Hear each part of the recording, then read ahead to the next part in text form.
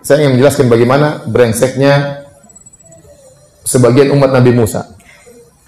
Jadi Nabi Musa ini diberikan mukjizat yang luar biasa. Tadi 9 mukjizat, Allah kirim kodok, kutu, apalagi tadi banjir, macam-macam. Dan itu dilihat oleh Bani Israel. Bagaimana cobaan-cobaan dan azab-azab tersebut hanya menimpa Mesir, suku Akbat. Adapun Bani Israel tidak terkena musibah-musibah tersebut. Kemudian mereka juga melihat bagaimana Nabi Musa melemparkan tongkatnya. Karena waktu duel antara Nabi Musa dengan para penyihir Fir'aun ditonton oleh semua orang. Itu hari raya waktu itu, semuanya pada ngumpul di waktu duha. Bani Israel nonton, orang-orang Akbat juga nonton. Ternyata Nabi Musa melempar tongkatnya jadi apa? Jadi ular. Ini mukjizat luar biasa. Kemudian Nabi Musa juga taruh tangannya, taruh ketiaknya, kemudian dia keluar dari kantongnya, dia keluarkan, maka tangannya mengeluarkan putih seperti cahaya lampu, ya. Dan itu menakjubkan zaman tersebut, ya. Thomas Alva Edison belum lahir, ya. Jadi banyak mukjizat Nabi Musa. Belum Nabi Musa orangnya sangat kuat. Sekali mukul orang mati, bayangkan. Kalau Nabi Musa ngomel 10 orang dipukul, teng, mati semua satu-satu. Nabi Musa sangat kuat, tubuhnya sangat kuat, ya, alaihi salam. Ya. Semua itu mereka tahu tentang kehebatan Nabi Musa. Tetapi mereka sangat brengsek. Bayangkan, waktu mereka dikejar oleh Fir'aun, dan mereka sudah terjebak di hadapan Laut Merah, ini kurang ajar mereka yang pertama. Mereka berkata, wahai Musa, katanya Tuhanmu bilang kita selamat. Dan sekarang bagaimana? Depan kita Laut Merah, di belakang kita pasukan Fir'aun. Inna lamudrakun, kita pasti ketangkap. Jadi mereka ngejek Nabi Musa.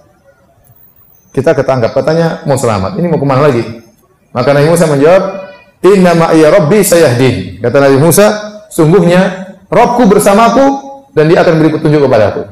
Lihat, Nabi Musa tidak mengatakan Allah bersama kita, tidak. Tapi Nabi Musa mengatakan Allah bersamaku karena kalian brengsek.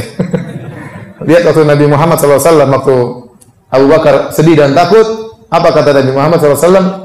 La tahzan inna Allaha ma'ana. Jangan kau sedih, sungguhnya Allah bersama kita. Tapi kali ini Nabi Musa berkata inna ma'iya rabbi, Allah bersamaku.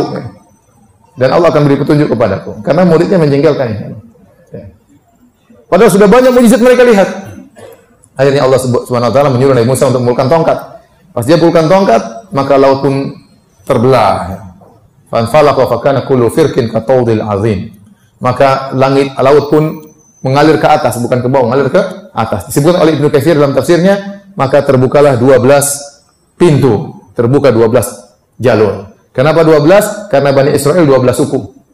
Seluruh Bani Israel itu kembali kepada 12 suku. Siapa 12 suku itu? Ya tadi 12 anaknya Nabi Yakub, saudara-saudara Yusuf. Salah satu suku adalah suku Yusuf, salah satu suku adalah sukunya Binyamin, dan suku-suku yang lain 12 suku. Maka terbukalah 12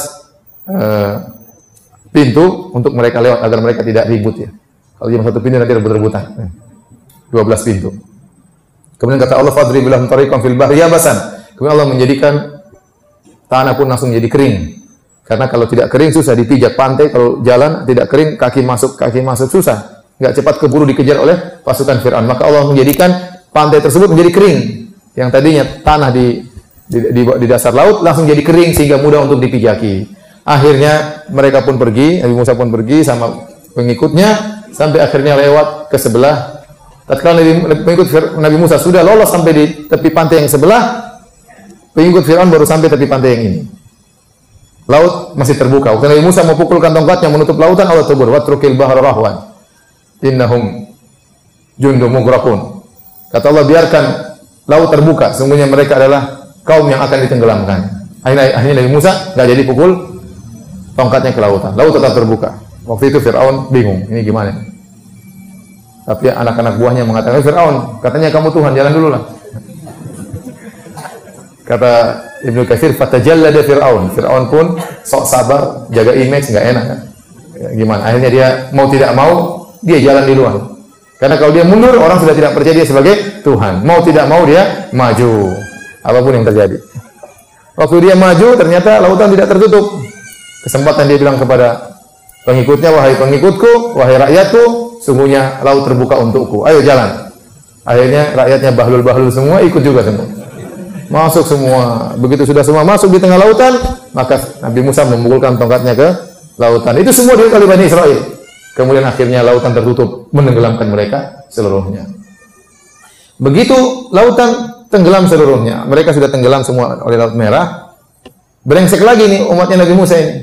Kata mereka, wahai Musa, mana buktinya Fir'aun mati? Mana buktinya? Mungkin Fir'aun lagi jalan-jalan berenang main sama ikan hiu. Ketemu Nyiroro Kidul, kita nggak tahu ya.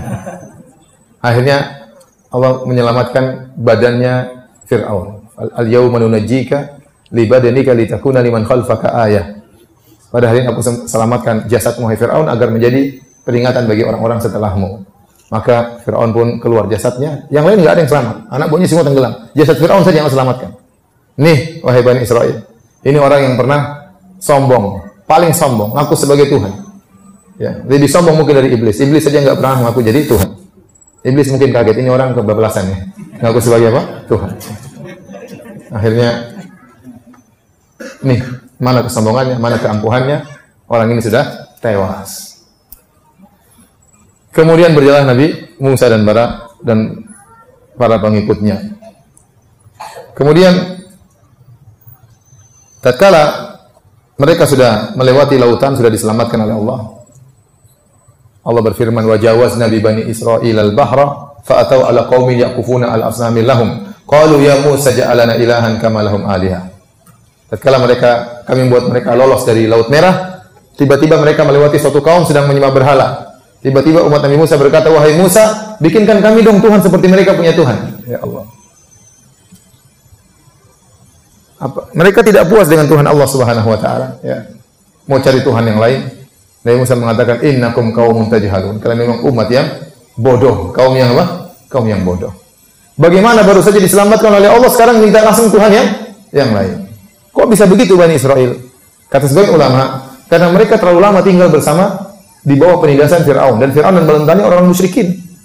Sehingga keberadaan mereka tinggal bersama suku Akbat, sukunya Fir'aun. Apalagi posisi mereka sebagai tertindas, sebagai budak, ini mempengaruhi kehidupan mereka. Orang biasanya melihat suku yang di atas, sehingga dia terpengaruh dengan sifat-sifat keyakinan suku yang di atas. Saking lamanya ya. Kita saja di Indonesia, ya saking lamanya agama lain pernah ada sebelum Islam, maka masih banyak tradisi-tradisi yang masih terpengaruh dengan agama tersebut. Ya. Ya, karena tidak mudah untuk dihilangkan. Ya.